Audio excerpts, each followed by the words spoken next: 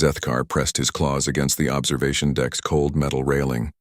The stars looked different here, in this remote corner of space where few Velthari ships ever traveled.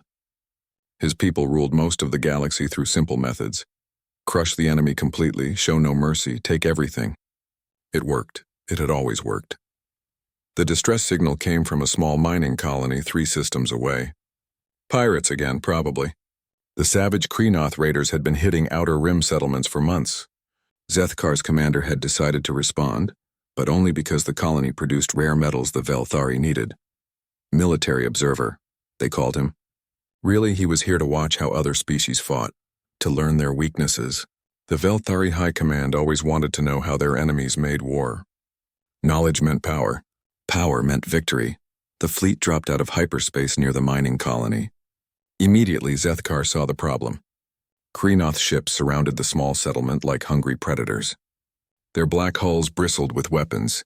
Smoke poured from damaged buildings on the colony's surface. But something was wrong with this picture. Other ships moved between the raiders and the colony, ships Zethkar had never seen before. Unknown vessels, the fleet commander announced. Species identification, humans. Zethkar had heard rumors about them. A young species barely space-capable for a few hundred years. They had no empire, no conquered worlds, no reputation for strength. What were they doing here? They responded to the distress call too, the sensor operator reported. Arrived 6 hours ago. Zethkar watched the tactical display with growing confusion.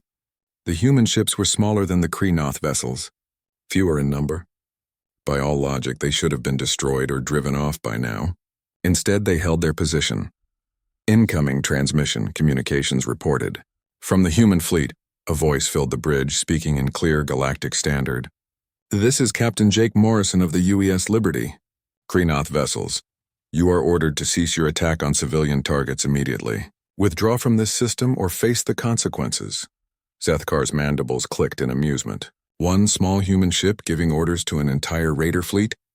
The captain must be insane. The Kreenoth response was predictable. Weapons fire erupted from their ships, targeting the humans. Zethkar expected to watch the quick destruction of an overconfident species. Instead, he saw something that made no sense. The human ships moved with impossible coordination. Their formation shifted like a living thing, weapons firing with surgical precision, but they weren't trying to destroy the Kreenoth ships. Their shots targeted engines, weapon systems, communication arrays. They were disabling, not killing. What are they doing? Zethkar muttered. On the tactical display, he watched as human shuttles launched toward the colony. Not to attack the raiders, but to evacuate civilians. The shuttles flew through active combat zones, dodging weapons fire while landing near damaged buildings. A new voice came over the communications channel. This is Admiral Lisa Carter of the Human Defense Fleet. All Kreenoth vessels, we are prepared to accept your surrender. Cease hostile actions and prepare to be boarded. You will be treated according to Galactic Warfare Conventions. Surrender? Galactic Warfare Conventions? Zethkar had never heard of such things. Fabasva, you fought until your enemies were dead or you were dead. There were no other options. Yet the humans seemed to believe differently. He watched as they systematically dismantled the Kreenoth attack formation. Ship after ship was disabled, their crews left alive but helpless. Human boarding parties moved with strange restraint, using weapons that stunned rather than killed. Look at that, the Velthari sensor operator said. The humans are treating wounded raiders. Zethkar stared at the display. Human medical teams worked alongside colonial civilians, providing aid to anyone who needed it. Kreenoth warriors who had been trying to kill them minutes before now received medical attention from human doctors. A Kreenoth captain's voice crackled over the radio, filled with confusion and fear. What do you want from us, humans? Why do you not finish what you started? Captain Morrison's reply was calm and steady. We want you to stop attacking innocent people. Surrender now and you'll be treated fairly. Your wounded will be cared for. You'll face trial, but you'll live. Trial? The word meant nothing to Zethkar. In Velthari culture, captured enemies were either enslaved or executed. There was no middle ground. One by one, the Kreenoth ships powered down their weapons. Their captains, faced with an enemy they couldn't understand, chose the unknown over certain death. Human ships moved in to take them prisoner, but Zethkar noticed something strange. The human boarding parties carried both weapons and medical supplies. They subdued resistance quickly, but also immediately provided aid to anyone injured in the process. Lieutenant Ryan Davis led one of the evacuation shuttles. Zethkar listened as the young human coordinated rescue operations while under fire. His team saved colonial workers, Kreenoth prisoners, and even some Velthari observers who had been caught in the crossfire. The human's voice never wavered, never showed anger or hatred even when describing the raiders who had caused so much destruction. Colony secured, Admiral Carter announced hours later. All civilians evacuated safely. Kreenoth fleet surrendered with minimal casualties. Beginning humanitarian aid distribution. Humanitarian aid. To a colony that wasn't even human. To people the humans had never met before today. Zethkar requested permission to speak with the human commander. His own captain agreed, curious about these strange aliens himself. Admiral Carter received him aboard her flagship. She was smaller than most Velthari warriors, but something in her eyes suggested strength that had nothing to do with physical size. "Observer Zethkar," she said, offering what humans called a handshake. "I've heard about your people. You have quite a reputation in this sector. As do you now," Zethkar replied carefully. "Your methods are unusual," Carter smiled. "I suppose they might seem that way. Would you like to see how we really fight?" The question puzzled him. "I thought I just did." "No," Carter said, her expression growing serious. "What you saw today was just the beginning.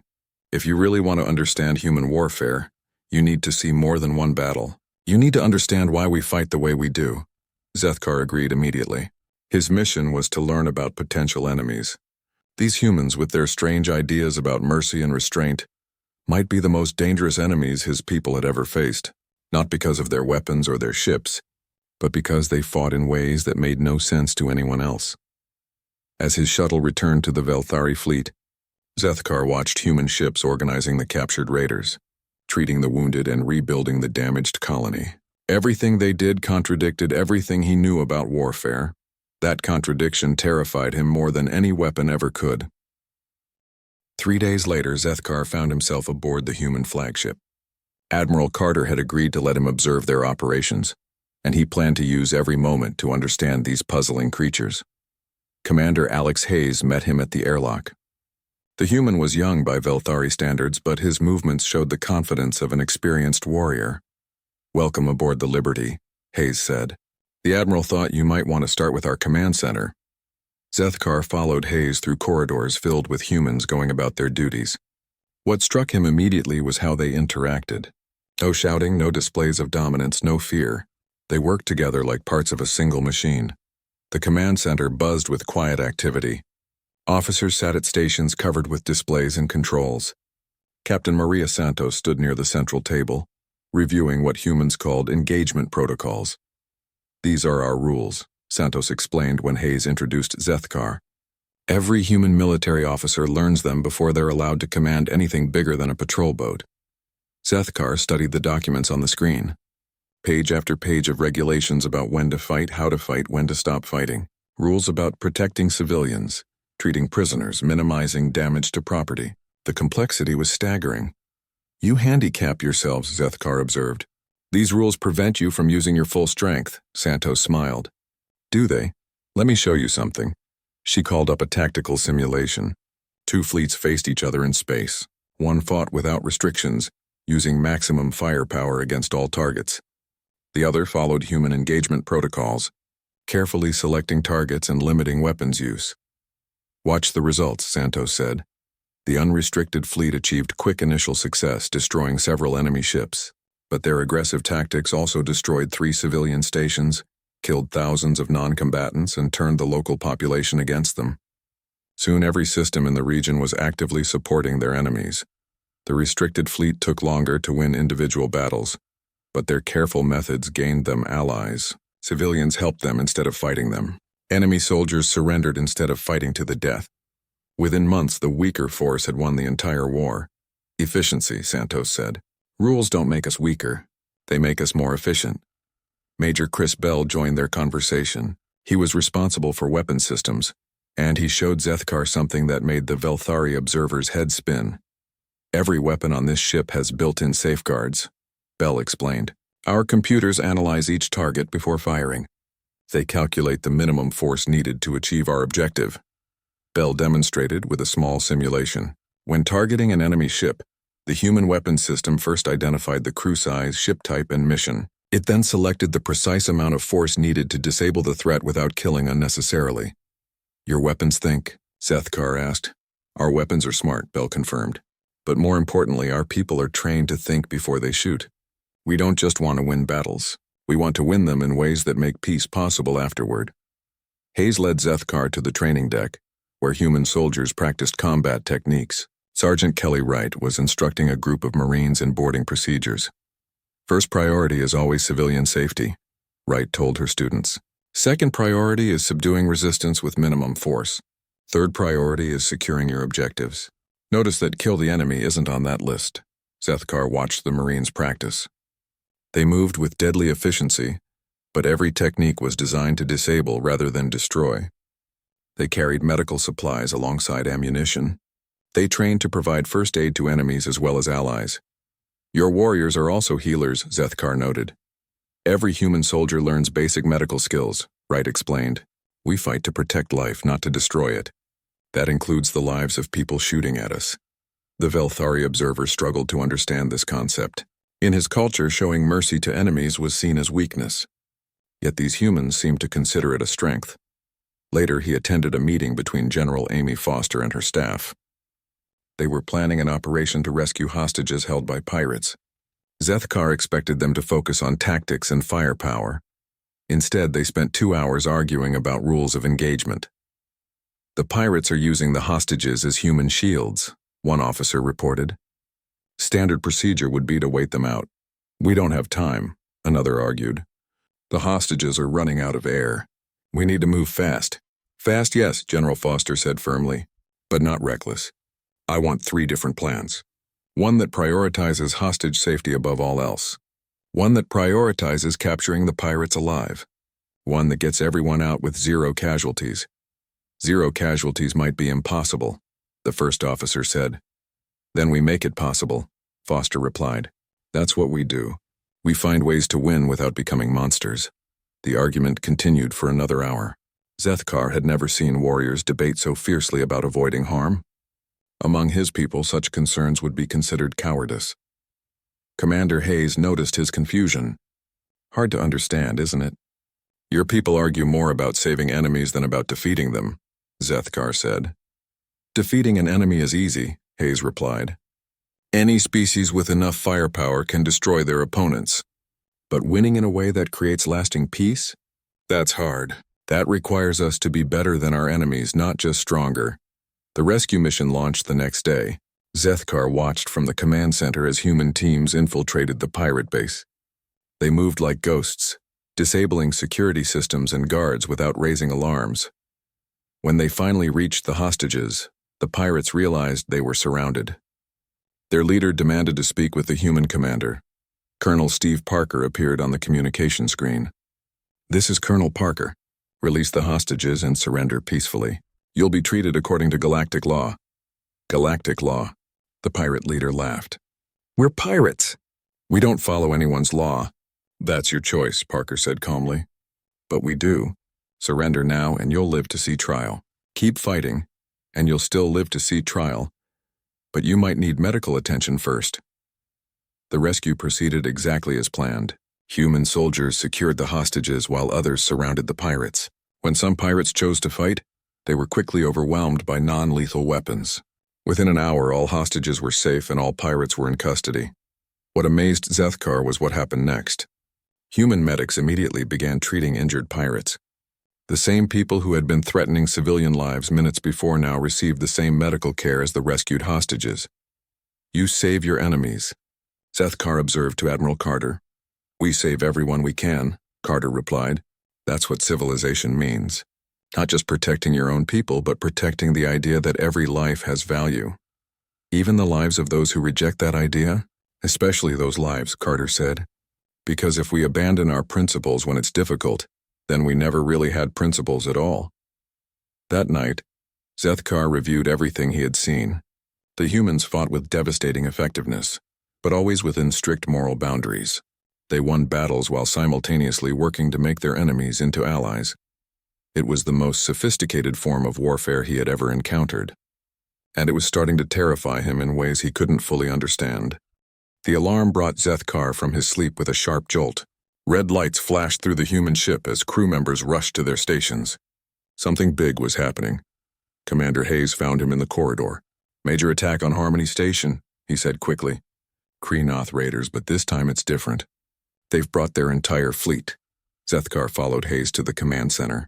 The main display showed a massive space station surrounded by hundreds of enemy ships. Harmony Station was home to over 2 million beings from dozens of different species. It was one of the largest trading hubs in this sector of space. "How many Kreenoth ships?" Admiral Carter asked. 300 confirmed, an officer reported. "Maybe more arriving. They're not just raiding this time. They want to capture the entire station." Zethkar watched the tactical display with interest. This would be the real test. The Velthari fleet was already moving to respond, prepared to engage in the kind of massive battle they understood. Overwhelming force against overwhelming force until one side was completely destroyed. But Admiral Carter was studying her options. With the same careful consideration she showed for everything else. "What's our response capability?" she asked. 60 ships in immediate range, Captain Dan Miller reported. "More coming, but they won't arrive for 8 hours. 60 against 300. Carter nodded slowly. "They have us outnumbered 5-1. The Velthari fleet is larger," Hayes pointed out. "We could coordinate with them." "No," Carter said firmly. "Observer Zethkar, what would your people do in this situation?" Zethkar considered the question. "Mass assault. Use superior firepower to break their formation, then destroy them ship by ship, accept heavy casualties to ensure victory." "Estimated civilian casualties with that approach?" "Significant," Zethkar admitted. "Perhaps half the station's population." Carter turned to her staff. "Unacceptable. We need a different approach." She called up a detailed scan of Harmony Station. The massive structure was a maze of docking bays, commercial districts, residential areas, and industrial zones. Millions of people lived and worked there, representing dozens of species. "Operation Scalpel," Carter announced. "We're not going to fight the Kreenoth fleet. We're going to cut out their ability to fight." Lieutenant Colonel Nina Brooks stepped forward. "The station's defensive systems are offline, but the power grid is still intact. If we could access their central computer systems—" "Do it," Carter ordered. "Captain Miller, I want your best infiltration teams ready for immediate deployment." "We're going inside." Zethkar watched in fascination as the humans implemented their plan. Instead of engaging the massive Kreenoth fleet directly, they focused on getting small teams onto the station itself. Captain Miller led the first wave. His ships approached Harmony Station using debris and disabled vessels as cover. Kreenoth fighters attacked them, but the human ships didn't fight back conventionally. Instead, they used electronic warfare and precise targeting to disable enemy craft without destroying them. "Interesting approach," Zethkar observed. "But how does this help the civilians?" "Watch," Admiral Carter said. On the station, human teams moved through the corridors like ghosts. They weren't fighting the Kreenoth raiders directly. Instead, they were systematically taking control of the station's infrastructure. Major Paul Griffin appeared on the communication screen. "Central computer access achieved. Beginning psychological operations." Suddenly, every screen on Harmony Station displayed the same message in dozens of languages. "Attention Kreenoth forces. You are surrounded by human military units. Your fleet is outnumbered and outgunned. Surrender now for fair treatment under galactic law." Zethkar checked the tactical display. "But that's not true. You're outnumbered 5-1. "Truth is subjective in warfare," Carter replied. "What matters is what the enemy believes." The psychological warfare intensified. Commander Tina Lewis coordinated a series of precisely timed actions that made the human force appear much larger than it actually was. Kreenoth raiders found themselves cut off from their ships, trapped in sections of the station where human teams controlled the life support and communication systems. But the most devastating part of the human strategy was how they turned the Kreenoth aggression against itself. Captain Sam Rodriguez demonstrated this perfectly when he cornered a group of raiders in the station's main commercial district. Instead of attacking them directly, Rodriguez activated the station's internal communication system. His voice echoed through the corridors, speaking directly to the Kreenoth warriors. "You came here to steal and destroy," Rodriguez said calmly. But look around you. Look at what you're trying to destroy. The communication screens throughout the district showed images of families huddled in shelters, children crying for their parents, elderly beings too weak to evacuate. The Kreenoth raiders found themselves face to face with the reality of their actions. "This is what you're fighting for," Rodriguez continued. "The right to terrorize innocent people. The right to destroy homes and lives for profit. Is this really what you want to be remembered for?"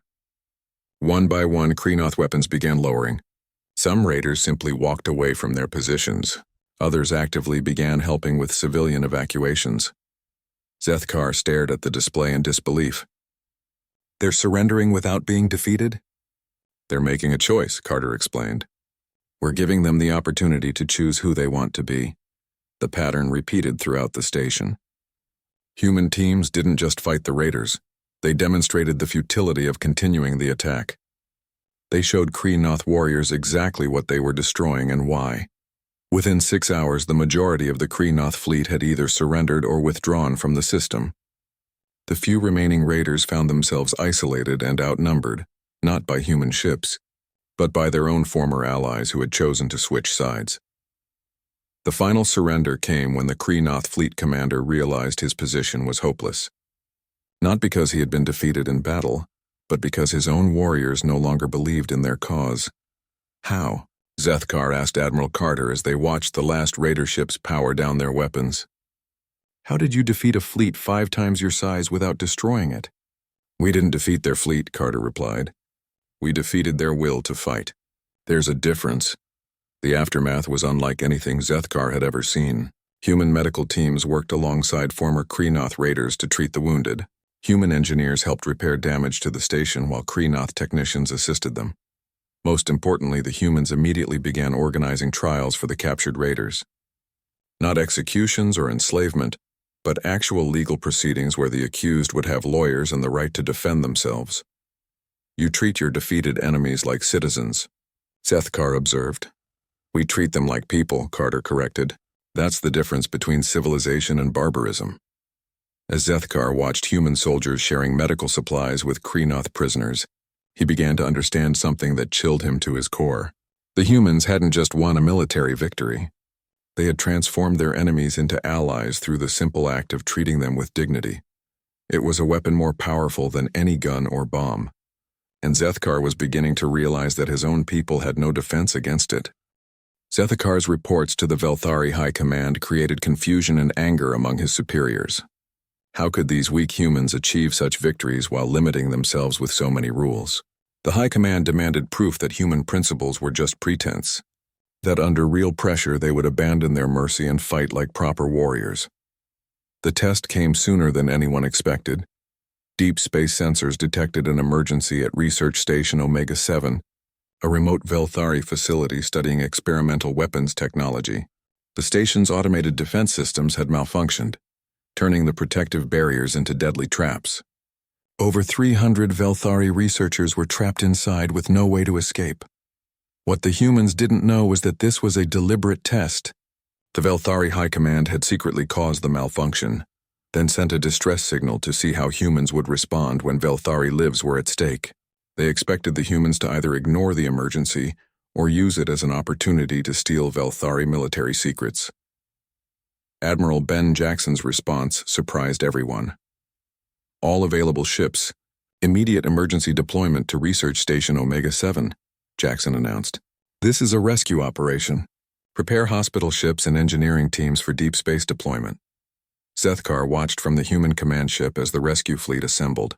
These weren't just military vessels. The humans had mobilized hospital ships, engineering craft, and specialized rescue equipment. They were treating this as seriously as if their own people were in danger. "Admiral," one of his officers pointed out, "this could be a trap. The Velthari have been studying our methods. This might be designed to test our capabilities," Jackson nodded. "Probably is. Deploy anyway. If it's a trap, we'll deal with that after we save the people inside." The fleet arrived at the research station to find a nightmare scenario. The automated defense systems were firing randomly, creating a deadly barrier around the entire facility. Any ship trying to approach would be destroyed instantly. Colonel Lisa Thompson led the first assault team. But instead of attacking the station, She coordinated with Velthari technical teams to understand exactly how their defense systems worked. "We need to shut down the central control system," Thompson explained during a briefing. "But it's protected by 12 layers of automated defenses, all designed to kill anyone who gets close." "So we don't get close," Major Tony Clark suggested. "We find another way." The humans began one of the most complex rescue operations Zethkar had ever witnessed. They didn't try to destroy the malfunctioning systems. Instead, they worked to understand them well enough to shut them down safely.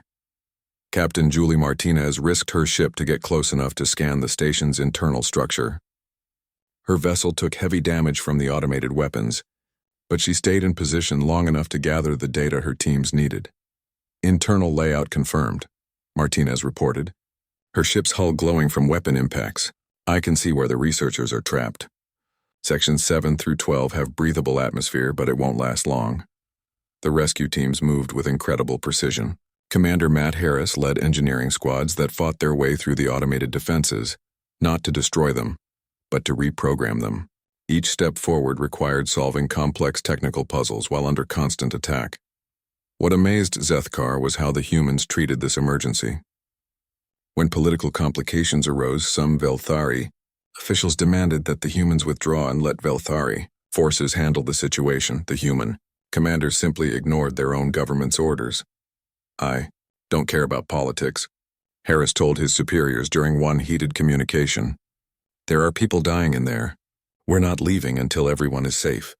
The breakthrough came when human technicians managed to interface with the station's central computer. Instead of simply shutting down the defenses, they carefully reprogrammed them to recognize rescue operations. Dr. Sarah Kim, the lead technical specialist, worked for 18 straight hours to decode Velthari computer systems. She had never seen this technology before, but she learned it quickly enough to turn the station's own defenses into rescue tools. "Defense grid reprogrammed," Kim announced. "Instead of shooting at approaching ships, it's now scanning for life signs and creating safe corridors for evacuation." The evacuation itself was a masterpiece of coordination. Human rescue teams entered the station through the safe corridors, working section by section to locate trapped researchers. They found Velthari scientists in various states of injury and panic, many having given up hope of survival. What happened next violated every expectation. Zethkar had about interspecies relations. The human rescue teams didn't just evacuate the Velthari researchers. They provided immediate medical care, comfort, and reassurance. Lieutenant Patricia Woods carried an injured Velthari scientist to safety, while explaining exactly what was happening and why he would be okay. "You're safe now," Woods told the terrified researcher. "We have medical teams standing by. You're going to make a full recovery." The rescued Velthari were transported to human hospital ships, where they received the same quality of care that human patients would receive. Dr. Michael Chen worked for hours to save a critically injured researcher, using experimental human medical techniques that he wasn't even sure would work on Velthari physiology. But the most shocking moment came when the humans discovered the truth about the accident. Technical analysis revealed that the defense system malfunction had been deliberately triggered. Computer logs showed Velthari military codes had been used to cause the emergency. The humans realized they had been tested, manipulated, and potentially betrayed. Zethkar expected immediate retaliation. Instead, Admiral Jackson called a meeting with the senior Velthari official who had been overseeing the test. "We know what you did," Jackson said quietly. "We know this was a setup." The Velthari official, caught in his deception, prepared for threats and demands. Instead, Jackson continued speaking in the same calm tone. "We're going to continue the rescue operation exactly as planned. Every person in that station will be evacuated safely.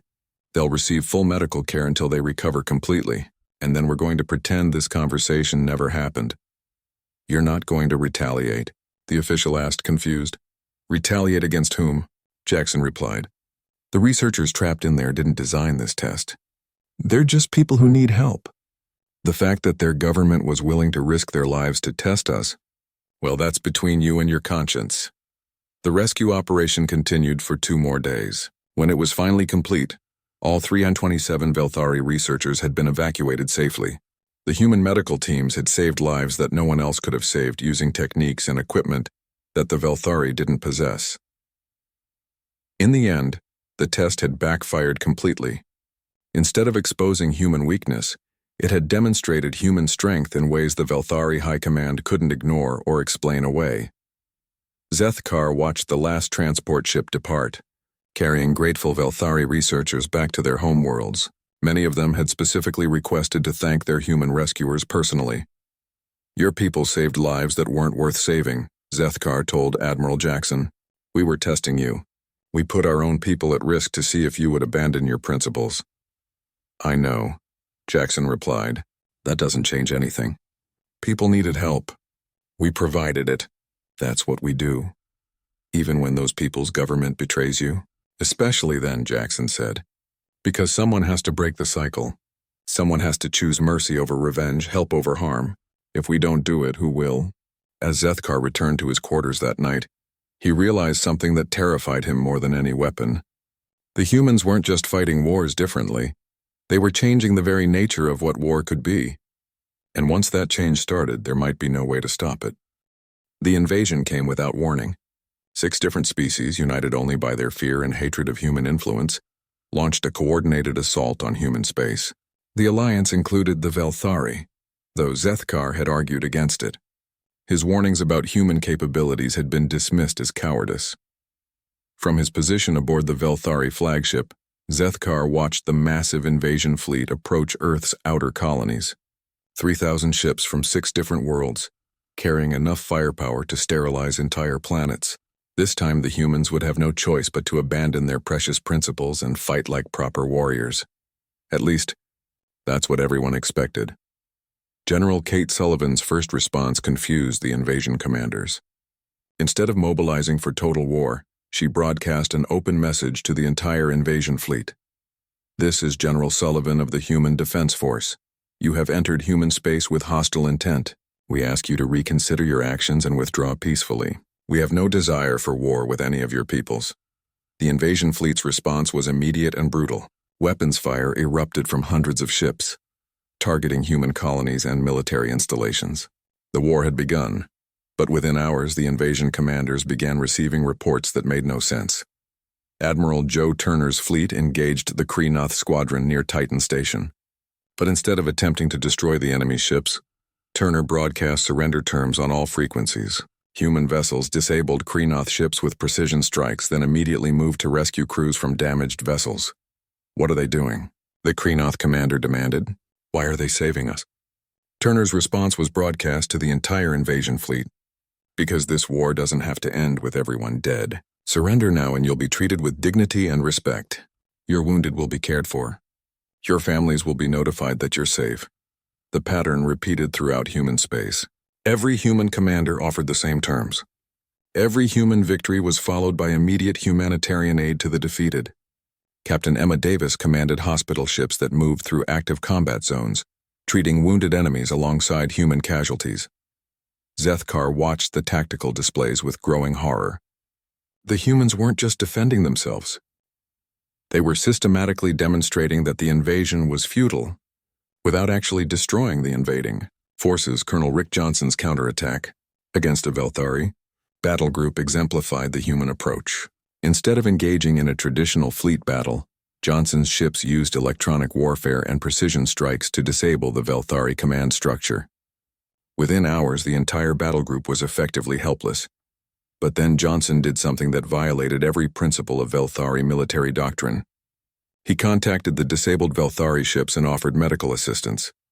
"Your life support systems are failing," Johnson told the Velthari commander. "We can provide emergency aid and repairs. No conditions, no tricks. Just help." The Velthari commander, expecting a trap, initially refused. But as his ship's systems continued to fail and his crew began suffering from oxygen deprivation, he had no choice but to accept. Human engineering teams boarded the Velthari ships and worked alongside enemy crews to restore life support. They provided medical care to injured Velthari warriors, shared their food and water, and treated their prisoners with a level of respect that Velthari soldiers had never experienced. Commander, Tracy Wilson coordinated what humans called humanitarian corridors, safe passages for enemy forces who wanted to withdraw from the conflict. These corridors were protected by human ships, guaranteeing safe passage even for forces that had been attacking human colonies hours earlier. "You're letting them escape," Sethkar pointed out during one of his reports to the Velthari High Command. "We're letting them choose," General Sullivan corrected. "They can continue fighting a war they can't win, or they can go home to their families. Most are choosing to go home." The invasion began to collapse from within. Species that had joined the alliance out of fear found themselves questioning why they were fighting at all. Human treatment of prisoners was so generous that many captured soldiers refused to be exchanged, preferring to remain in human custody. The turning point came when a human hospital ship, the UES Mercy, responded to a distress call from a damaged Velthari transport carrying civilian refugees. The transport had been caught in a crossfire and was drifting helplessly with over 2,000 civilians aboard. Captain Linda Roberts didn't hesitate. She ordered her ship into the combat zone to rescue the Velthari civilians, even though it meant exposing her vessel to attack from both sides. "All ships, this is the UES Mercy," Roberts broadcast. "We are conducting emergency medical operations, requesting all forces to suspend hostilities in this sector." The request was honored by both human and enemy forces. For 6 hours, an unofficial ceasefire existed. Around the hospital ship, while human medical teams worked to save Velthari lives, Sethkar watched from the rescued transport as human doctors operated on Velthari children, using their own blood for transfusions when Velthari blood wasn't available. He saw human nurses staying awake for days to care for elderly Velthari refugees who reminded them of their own grandparents. Dr. Rachel Moore worked for 18 straight hours to save a young Velthari child who had been critically injured in the attack. When the child finally stabilized, Moore collapsed from exhaustion, but not before ensuring that Velthari parents understood exactly what medical care their child would need. "Why?" the child's father asked Sethkar. "Why do they care about us when we came here to destroy them?" Sethkar had no answer. In Velthari culture, such compassion toward enemies was incomprehensible. The final collapse of the invasion came when entire enemy fleets began surrendering without firing a shot. The sight of human ships providing aid to defeated enemies had spread throughout the invasion force. Soldiers who had come to destroy human civilization found themselves questioning everything they believed about humanity. Captain Andrew Foster commanded the task force that accepted the surrender of the main Velthari fleet. Instead of demanding unconditional surrender, Foster offered terms that seemed too generous to believe: safe passage home, medical care for all wounded, and even compensation for damaged ships. "This isn't victory," the Velthari admiral protested. "This is charity." "No," Foster replied. "This is how wars should end, with people going home to their families instead of dying for nothing." The aftermath of the failed invasion was unlike anything in galactic history. Human forces didn't occupy defeated worlds or demand tribute. Instead, they organized massive humanitarian relief efforts for species whose economies had been disrupted by the war. Human engineers helped rebuild damaged infrastructure on worlds that had attacked them. Human doctors provided medical aid to populations whose healthcare systems had been strained by military preparations. Human teachers shared knowledge and technology freely with former enemies. Sethkar found himself assigned to document the human reconstruction efforts. He watched human construction teams working alongside Velthari engineers to rebuild a space station that Velthari forces had accidentally destroyed during their retreat.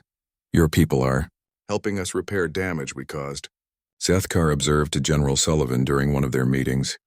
"Of course," Sullivan replied. "The war is over. Now we rebuild. That's what comes after war. Rebuilding, not revenge. But we attacked you. We tried to destroy your civilization. And you failed," Sullivan said with a slight smile. "Now you know what human civilization really looks like. The question is, what are you going to do with that knowledge?" As Sethkar prepared his final report to the Velthari High Command, he struggled to find words for what he had witnessed. The humans had faced extinction and responded with mercy. They had won a war without becoming monsters. They had turned their greatest enemies into confused allies simply by refusing to abandon their principles. The terrifying truth was finally clear. Humanity's strength didn't come from their weapons or their technology. It came from their absolute refusal to let war change who they were. They fought not to destroy their enemies, but to demonstrate that there was a better way to live. It was a weapon more powerful than any bomb, more devastating than any fleet. And once unleashed, it couldn't be stopped. Because how do you fight an enemy whose victory condition is your moral redemption? Zethkar's final report contained a single recommendation: surrender. Not militarily, but philosophically. The humans had already won the only war that mattered, the battle for the future of galactic civilization. And in winning that war, they had made it impossible for anyone else to fight the old way ever again.